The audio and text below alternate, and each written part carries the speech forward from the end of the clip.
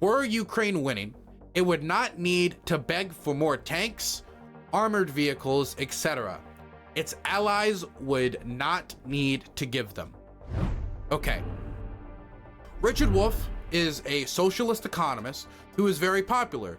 He's posted a lot of his lectures online, which you are free to go look at. I think a lot of them are very informative. I think there is something of value you could definitely take from them. I agree with him a lot on how much I support unions and how much he supports unions. He's a big supporter of worker co-ops and worker co-ops becoming more prominent in the economy. And hey, I like worker co-ops too. I'm a big supporter of worker co-ops. And so I don't really have a very negative view of Richard Wolff. I think the first time he got a lot of criticism on the internet, from my memory, not to say that he hasn't gotten criticism before, was probably during that Destiny Richard Wolff debate. But I barely remember how that debate went, so I don't feel like going back and like digging up corpses and trying to like figure out like exactly how the debate went. But that's my most recent memory of Richard Wolff. But now he has decided that he is going to commentate on foreign policy. Specifically, the Russian invasion of Ukraine. Now, I do want to be clear. As far as I know, Richard Wolff does not support the Russian invasion of Ukraine. So I don't want anybody to walk away from this video, this lecture, whatever you want to call this, thinking that Richard Wolff supports the Russian invasion of Ukraine. But he said something that I think is pretty reductive and is not, he's kind of missing the forest for the trees in the comments, in the comment I'm about to read.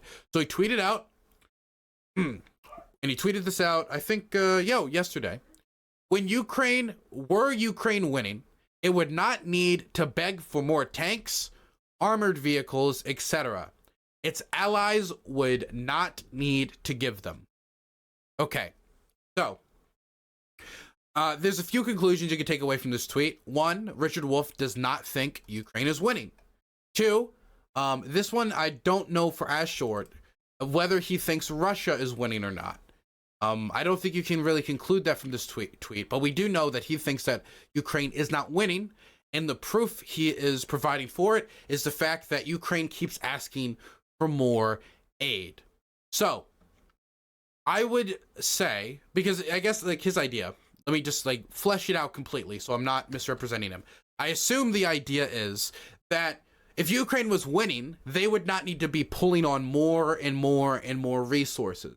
Because if they were winning, then they could win with what they have, and they could just continue to win with what they already have. I think that is the logic here. I understand the logic. I understand where he's coming from, but this is unbelievably reductive. And I would assume from an economic point of view, if he was to, review the historic wars that either the United States or other countries have fought and won, he would come to the conclusion that this right here is not evidence that Ukraine is not winning, and it certainly isn't evidence that Ukraine couldn't win, which he didn't say here. But yeah, I do kind of read that off of it, but we'll put that to the side from now and just say that this isn't evidence, in my opinion, that Ukraine isn't winning or can't win, or that someone can't be winning and could be asking for more support or pulling on more resources. And as an economist, I would assume he would know that if you looked at our historical conflicts. If you look, for example, at World War II and the United States government spending on, the military, federal defense spending, from 1941 to 1945, throughout the entirety of the war, U.S. government spending only increased every year, year after year. From 1941 to 1945, the federal defense spending for the United States government went up. It went up in 1941, went up in 1942, 43, 44, and I think it only started to go down during the end of 1945, right? Once the war was like very obviously coming to an end, and it only truly went down like once the war officially ended. And so what this shows is that for basically the entirety of the war, including the periods where the United States was clearly winning, like, for example, 1943, when we were doing landings in Italy, and the Soviets had stopped the unending German advance, and the Battle of Kursk was lost by the Germans, and the Russians were taking back more and more land as the Germans' campaign in Africa floundered and began to completely collapse as Erwin Rommel was put on the back foot. 1943, or we can go even further to 1944, when we did the landing of D-Day, or when the Soviets pushed even further and further and further and started to enter countries like Romania and Estonia, Latvia, Lithuania, Ukraine, and starting to head towards Poland as the Polish resistance was starting, and starting to try to retake Warsaw with the Warsaw Uprising, and all this was going on. They were on the back foot. Not only were the Germans on the back foot, but the Japanese were clearly on the back foot. Like I already mentioned with the landings in Italy and with the governmental chaos in Italy, the Italians were on the back foot. 1943 and 1944, it was very clear that the Germans were losing. It was very clear that the Italians were losing. Not that they were going to necessarily lose, situations could always change. But the Germans, the Japanese, and the Italians were clearly losing. They were losing ground. They were losing a lot of soldiers. Their economy was unable to keep up with the rest of the Allies, and they were very clearly losing.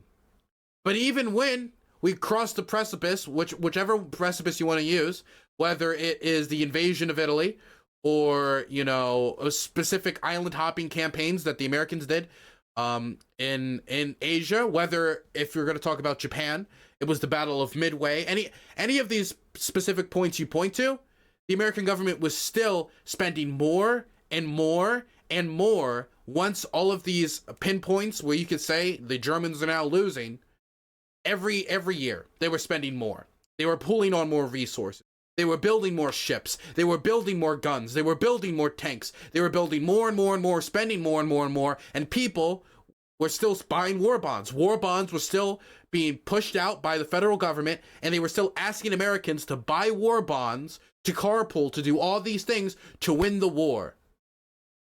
Because we could all be like, if America was really winning, they wouldn't ask to carpool. If America was really winning, they wouldn't ask for war bonds. If America was really winning, they wouldn't continue to increase federal defense spending year after year. You only spend more when you're losing. You only ask for more when you're losing. You only pull on more when you're losing. No. This is bad logic. And if Richard Wolff, studied war economies, whether it was the American war economy or the Soviet war economy, if he studied these war economies, he would know that you can be winning a war and still need to pull on more resources in order to finish the job.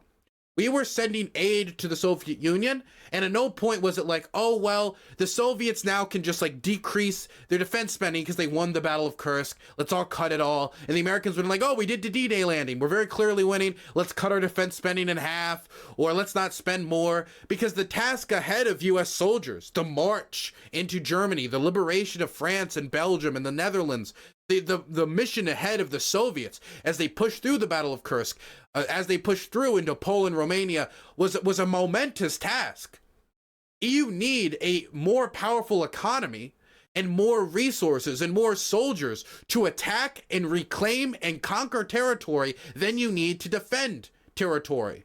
And so right now, the Ukrainians need to pull on more resources if they are going to conduct more successful counteroffensives, like they've done in Kherson with the liberation of the only provincial capital that the Russian captured in the city of Kherson, like they did at Kupiansk, like they did around Kiev. They're going to need to pull on more resources, more armored vehicles, like the French armored vehicles that are being sent by France, or possibly the armored vehicles that are being sent from the West, in order for them to conduct these counteroffensives, because they need these armored vehicles to act as a spear, as the tip of the spear of any counteroffensive.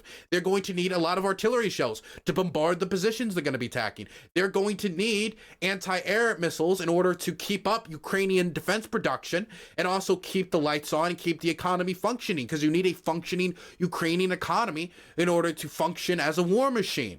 They're going to need a lot of these things even if they're winning, because you need the right tools to finish the job. Could you imagine we got 90% of a house done, and then people are like, well, we need more resources in order to finish the house. And you're like, well, then you're not close to finishing the house, or obviously you haven't finished most of the house because you need more wood, because you need more nails. It's not logical. It doesn't make any sense, especially if the mission ahead of the Ukrainians is even tougher than the mission than the original mission of just defending Ukraine and stopping them from advancing. Reclaiming territory is obviously going to be more resource intensive than defending territory, as the Battle of Kherson proved through its especially soldier intensive, weapons intensive, vehicle intensive campaign that the Ukrainians waged in order to take back Kherson. Not saying that it wasn't costly for the Russians, it absolutely was, but you know, it's costly to retake territory. And I also think that what he's doing here is he's specifically missing the forest for the trees, because I could just point to the fact that the Ukrainians have reconquered over 50% of the territory that the Russians took over and captured since the February 24th invasion. Does that not look like winning? Recapturing over 50% of the territory that the Russians captured since February in under a year? Can we not say that's winning? Now, you can leave it a question in the air of whether the Ukrainians will continue to win, because again, it is very resource intensive to conduct these campaigns. That's why we need South Korean and Japanese companies to help send weapons to Ukraine. Definitely when we talk about like the production of artillery shells and stuff like that. That's why we need these French armored vehicles to go to Ukraine, because it's going to be very intensive, the struggle ahead of us. That's why I'm going to go back to Ukraine to try to have some filming of that struggle. But Richard Wolff is missing the forest from the tree here. He's isolating his thinking and using something, using a point that I don't think he would use if we were able to look at other conflicts and compare them. Because nobody would say in 1944 the Americans were losing the war. No one would say in 1944 the Soviets were losing. Nobody would say that any of the nations that had continued to increase their defense spending to try to finish the job were losing the war. It would be dishonest to say so. Or it would be pro-German, pro-Japanese, or pro-Italian cope. I don't think this is pro-Russian cope. I just think this is Richard Wolff. Honestly, I don't know why he posted this. I don't know if this is something that he thought of in his head, tweeted out, didn't think it over, and just pushed it out there, not thinking back to the American war economy or the Soviet war economy. But he knows a decent amount about the Soviet economy, so I don't know why he wouldn't know this. I don't know if this was just like him fumbling, or if this is like a symbol of some deeper sympathies, which I'm not accusing him of having sympathy for Russia. I really don't know. All I'm saying is I don't know why he tweeted this. This is reductionist. This is missing the forest for the trees. And honestly, I expect better of a studied economist.